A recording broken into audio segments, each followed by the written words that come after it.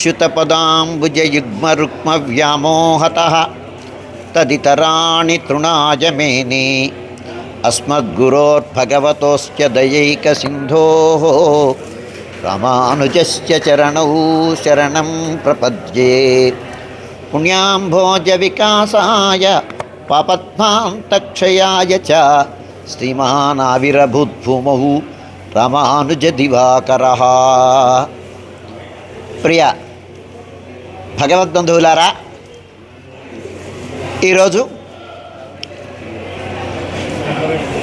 సింహాద్రినాథుడు సన్నిధానంలో స్వామి అక్షయ తృతీయ నాడు నిజరూప దర్శనం అనుగ్రహించిన తర్వాత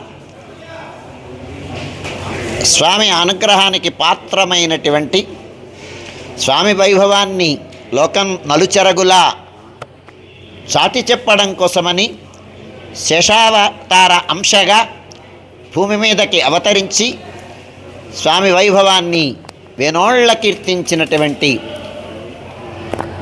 అపర శేషావతారం భగవద్రామానుజుల వారి జయంతి మహోత్సవాన్ని జరిపించుకుంటున్నాం మనం ఈరోజు. మేషమాసంలో ఆర్ద్రా నక్షత్రం రోజున పంచమి తిథి నాడు ఒక పింగళ సంవత్సరంలో భగవద్రామానుజులు అవతరించినారు. వీరికి మనకి దివాకరులు అని ఉన్నారు. దివాకరుడు అంటే సూర్యుడు. సూర్యుడు ఏం చేస్తాడు అంటే ప్రకాశాన్ని ఇస్తాడు. లోకానికి అంతటికి జీవ ఆధారం, జీవిక సూర్యుడు. సూర్యుడు లేకపోతే ఏ జీవజాతం మనలేదు కదా. సూర్యరశ్మి సోకాలి కదా. పద్మము వికసించాలంటే సూర్యకాంతి ఉండాలి. మొక్క పెరగాలంటే సూర్యకాంతి ఉండాలి. పుష్పించాలంటే ఫలించాలంటే సూర్యకాంతి ఉండాలి కదా. అలాగే లోకంలో ఉండేటువంటి వాళ్ళనందరినీ చైతన్యవంతుల్ని చేయడం కోసమని మనకి దివాకరులు ఉన్నారు. మనకి పరాంకుశులు అని ఒక ఆయన, నమ్మాళ్వారంటాం, ఆయన ఒక దివాకరులు. అలాగే రామానుజులు ఒక దివాకరులు. అలాగే తిరుమంగ మన్నన్ ఒక దివాకరులు.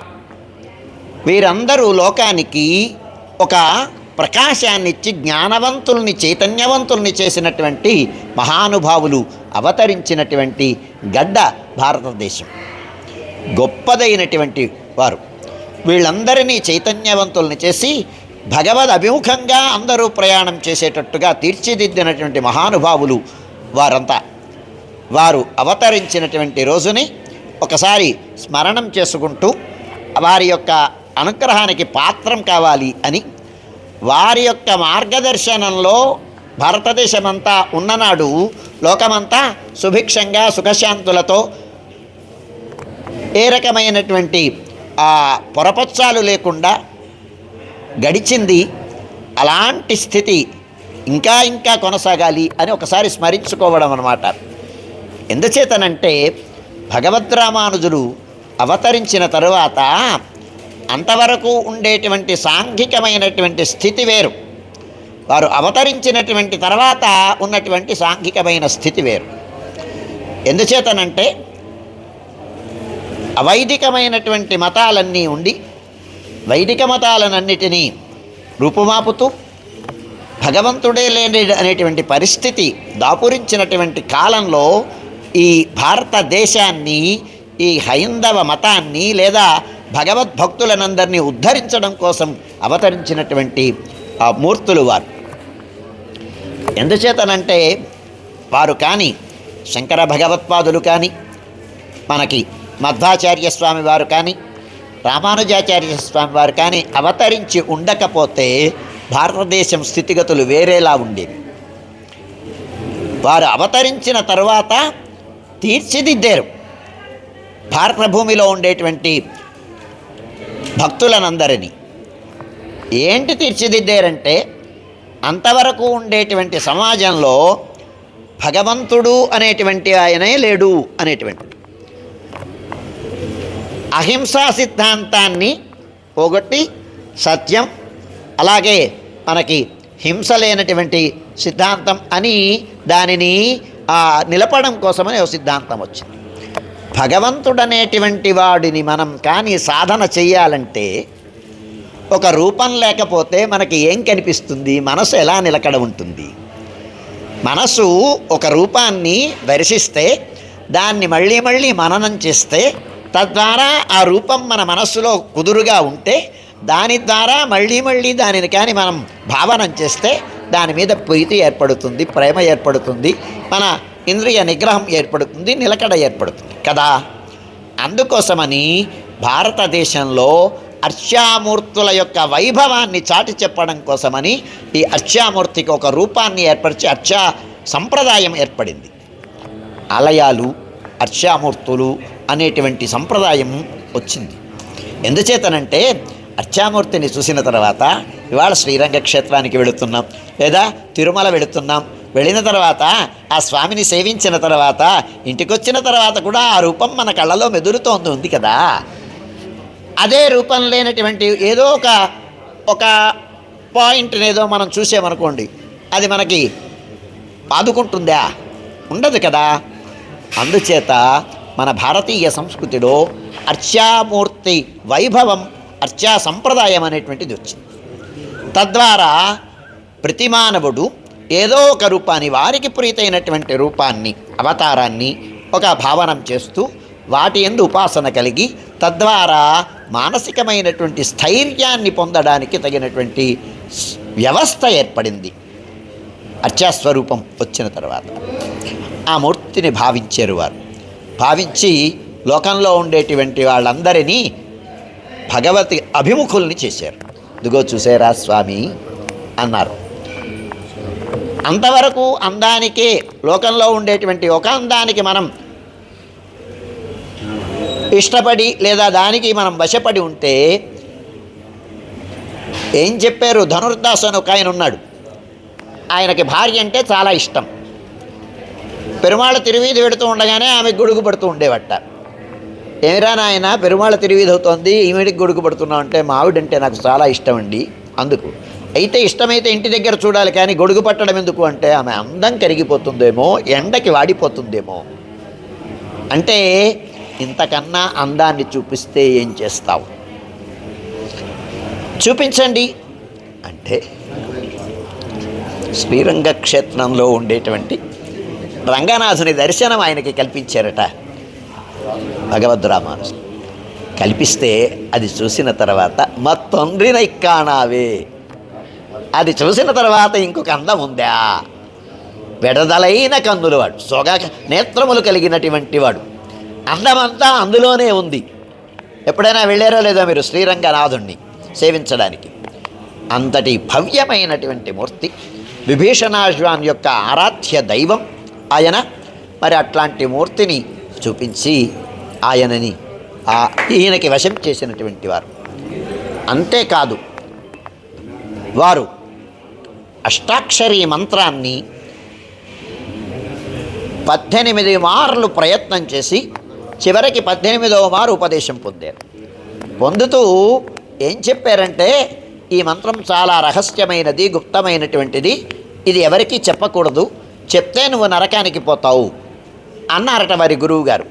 అంటే ఎంత త్యాగమూర్తో చూడండి భగవద్రామానుజులు. నేనొక్కడిని నరకానికి పోతేనేంటి, ఇంతమంది జనమంతా వైకుంఠానికి వెడితే అంతకన్నా కావాల్సిందేంటి అని తిరుక్కోటియూరు గోపురం ఎక్కి ఆ గోపురం మీదకి రండి రండి మీరు రండి మీరు రండి మీరా రండి అని వారందరినీ పిలిచి మరీ మంత్రోపదేశం గావించారట. ఎంత త్యాగమూర్తి అండి, సమతామూర్తి. వీరు వారు అని కాదు, అందరికీ భగవంతుడు సమానం. విష్ణువుని మనస్సులో పెట్టుకొని ఆయనే పరదైవం, ఆయనే పరమాత్మ అనేటువంటి సత్యాన్ని ఎరిగినటువంటి వారి అందరూ కూడా భగవద్భక్తులే అని లోకానికి చాటి చెప్పినటువంటి మూర్తి మన భగవద్రామానుజులు.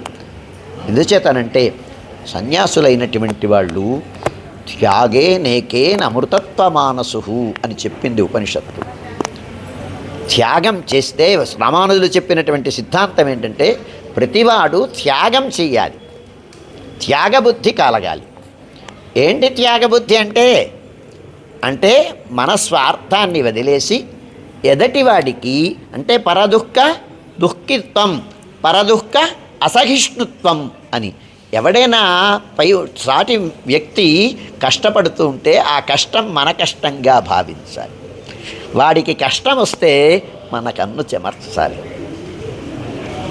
ఇది వైష్ణవత్వం అంటే. ఇట్లాంటి స్థితిని, ఇట్లాంటి సిద్ధాంతాన్ని లోకానికి చాటి చెప్పినటువంటి వారు భగవద్ రామానుజులు. పరదుఃఖ అసహిష్ణుత్వం అనేటువంటి సత్యాన్ని లోకానికి చాటి చెప్పినటువంటి వారు భగవద్ రామానుజులు. ఈ విధంగా లోకంలో ఉండేటువంటి మొత్తం కన్యాకుమారి దగ్గర నుంచి కాశ్మీరం వరకు పర్యటనం చేసి విష్ణువు అనేటువంటి వాడు సర్వవ్యాపకుడు. అంతవరకు తత్వాలు రెండే తత్వాలు, జీవతత్వం, భగవతత్వం ఉంటే మూడవ తత్వాన్ని కూడా ప్రతిపాదించి ప్రకృతి అంతా పరమాత్మాత్మకం అని చెప్పినటువంటి వారు భగవద్ రామానుజులు. చూడండి ఎంత గొప్ప సిద్ధాంతమో ఇది. ప్రకృతి అనగానే వృక్షాలు వస్తాయి, నదులు వస్తాయి, పర్వతాలు వస్తాయి, జీవరాశులు వస్తాయి. ఇవన్నీ కూడా ప్రకృతిలో భాగం కదా. ఇవన్నీ పరమాత్మాత్మకాలు. పరమాత్మ ప్రతి జీవిలోనూ, ప్రతి వృక్షంలోనూ, ప్రతి పర్వతంలోనూ, ప్రతి నదిలోనూ ఆత్మగా పరమాత్మ ఉంటాడు అనే సత్యాన్ని లోకానికి చాటి చెప్పినటువంటి వారు. దీనివల్ల ఏమైంది? వృక్ష సంపదని పూజించు. అశ్వత్థనారాయణుడు అక్కడ నైమిషారణ్యంలో మనం చూస్తాం కదా, అక్కడ వృక్షం భగవత్ స్వరూపం, పర్వతం భగవత్ స్వరూపం. బదరికాష్టమంలో చూసాం కదా నరనారాయణ స్వరూపాలు అని. పర్వతం స్వరూపుడు పరమాత్మ, విష్ణు పర్వతానాం అధిపతి అని వేదం చెప్తోంది. అందుచేత భగవంతుడు పర్వత స్వరూపుడు. నీటిలో పరమాత్మ ఉంటాడు. పరమాత్మ స్వరూపం నదులు కూడా. జీవరాశులన్నీ భగవత్ స్వరూపాలు. గోవు కానీ, లేదా ఇంకో జంతువు కానీ, ఇంకో జంతువు కానీ, వీటిలో కూడా పరమాత్మ ఆత్మగా ఉండే వాటిని నడిపించేటువంటి వాడు అనే తత్వాన్ని లోకానికి చాటి చెప్పిన వారు భగవద్ రామానుజులు. దీనివలన సమాజంలో ఇది జీర్ణించుకుంటే సాటి మనిషిని, సాటి జీవాన్ని భగవత్ స్వరూపంగా భావనం చేస్తే, దాని యందు ఆదరం కలిగితే, దాని యందు పూజ్యభావం కలిగితే, దాని యందు ప్రీతి కలిగితే, ఆత్మీయత ఏర్పడితే సమాజం ఎలాగుంటుంది? చంపక్కర్లేదు కదా ఏ జంతువుని. సాటి మనిషిని వాళ్ళని అణగతొక్కి మనం పైకి రావాలనేటువంటి భావం ఉండదు కదా. అందుచేత ఇది సిద్ధాంతం భగవద్ రామానుజులు. అందరితో సామరస్యంగా, సాదరంగా ఉండేటువంటి సమాజం కాంక్షించారు భగవద్ రామానుజులు. అందుకే రహస్యమైనటువంటి మంత్రాన్ని కూడా అందరికీ వీరువారం లేకుండా ఉపదేశించినటువంటి మహానుభావులు భగవద్ రామానుజులు. అలాంటి వారి జన్మ నక్షత్రం రోజున, తిరునక్షత్రం రోజున మనమందరం సేవించుకోవడం అనేటువంటిది చాలా భాగ్య విశేషం. అయితే ఏంటంటే ఈ తిరునక్షత్రాలు జరుపుకోవడం, వీటిని స్మరించుకోవడం ఎందుకోసమంటే వారి సిద్ధాంతాలని మనం అనుసరించాలి, ఆ మార్గంలో నడవాలి. సాటి మనిషిని భగవత్ స్వరూపంగా చెప్పారు కనుక ఎవరిని చూసినా వారు భగవత్ స్వరూపంగా ఆదరంతో, పూజ్యభావంతో, అలాగే సాటి జీవాన్ని కూడా భగవత్ స్వరూపంగా భావించి వాటికి హాని తలపకూడదు. వృక్షాలని కొట్టేసి మొత్తం జంగిల్ చేయకుండా వృక్షాలని కూడా పెంపొందించి, దీనివలన వృక్ష సంపద బాగా అభివృద్ధమైతే ఆక్సిజన్ ఉండి చక్కగా సుఖంగా ఉంటారు కదా ప్రజలందరూ. అలాగే నీటిని కలుషితం చేయకూడదు. ఇప్పుడు మన సిద్ధాంతాలే అవన్నీ. ఇవి ఎప్పుడు 1000 ఏళ్ల క్రిందటే వారు ప్రతిపాదించినటువంటి సిద్ధాంతాలన్నమాట. నీటిని పాడు చేయకూడదు, వృక్షాలని పాడు చేయకూడదు, పర్వతాలని పాడు చేయకూడదు, సాటి జీవిని సామరస్యంతో ఉండాలి, సోదరభావంతో ఉండాలి, సాధారణంగా వారిని అభిమానించాలి అనేటువంటి సిద్ధాంతాన్ని ప్రతిపాదించినటువంటి వారు భగవద్ రామానుజులు. అందుచేత మనమంతా కూడా వారి యొక్క సిద్ధాంతాల్ని పుణికిపుచ్చుకొని ఎదురుగా కనిపించేటువంటి మన పక్కన ఉండేటువంటి మనిషిని ఆధారంగా చూద్దాం, ప్రేమతో చూద్దాం, అభిమానంతో చూద్దాం. ఆ జీవి ఉంది, ఆ జీవి కూడా మనలాంటి జీవే అని దానికి హాని చేయకుండా దాన్ని మనం సాకుదాం. అలాగే వృక్షాలని, ప్రకృతిని కాపాడుదాం. కాపాడి ఈ భారత భూమి అంతా హాయిగా, సుఖంగా, నీరోగంగా, జీవించడానికి, సౌభ్రాతృత్వంతో జీవించడానికి తగినటువంటి మార్గాన్ని నిర్మించడానికి, ఏర్పరచడానికి మనమందరం కూడా మన పాత్రని మనం పోషిద్దాం. జై శ్రీమన్నారాయణ.